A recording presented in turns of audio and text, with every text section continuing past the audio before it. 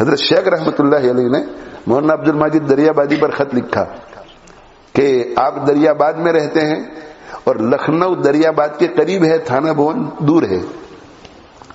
تو حضرت تھانوی رحمۃ اللہ علیہ لکھنؤ کسی کام کے سلسلے میں تشریف لائے ہوئے ہیں، تو میری آپ سے درخواست ہے، آپس میں دیکھو ایک دوسرے کی خیر خواہی کتنی، میری آپ سے درخواست ہے کہ آپ حضرت حکیم محمد تھانوی رحمۃ اللہ علیہ کی صحبت سے فائدہ اٹھائیں.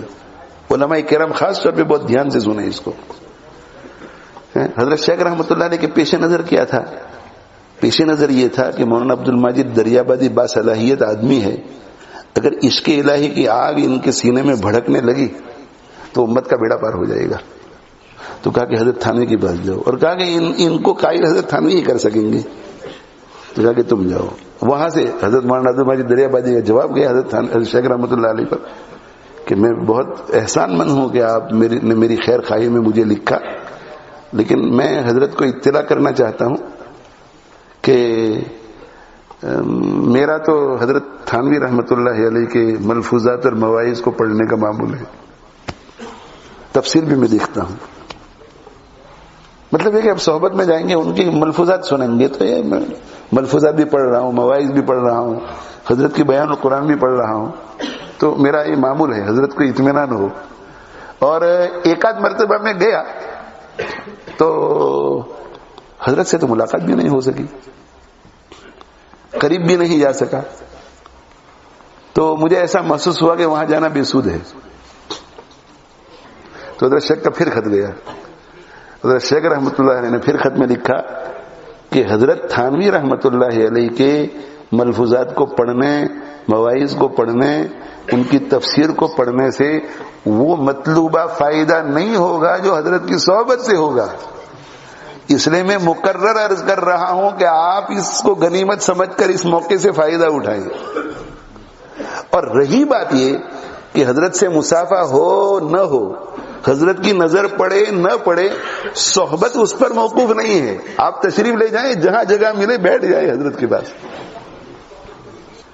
صحبت اصل ہے. اپنے شیخ کے پاس جاؤ تو صحبت کی نیت سے جاؤ کہ میں شیخ کی صحبت، اور اللہ سے دعا کر کے جاؤ کہ اللہ میں شیخ کی صحبت میں جا رہا ہوں، شیخ کے سینے میں جو کچھ آپ نے رکھا ہے اسے میری طرف منتقل فرما دے.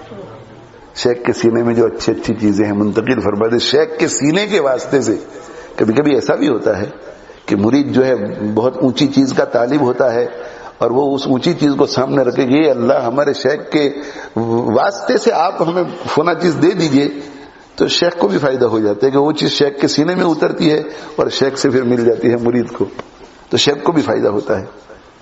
حضرت مولانا مسیح اللہ خان صاحب رحمۃ اللہ علیہ کا ایک ملفوظ میں نے حضرت حاجی صاحب رحمۃ اللہ علیہ سے سنا تھا کہ حضرت مولانا مسیح اللہ خان صاحب رحمۃ اللہ علیہ فرماتے تھے کہ فیضان شیخ بس صورت ہمت نظر آتا ہے.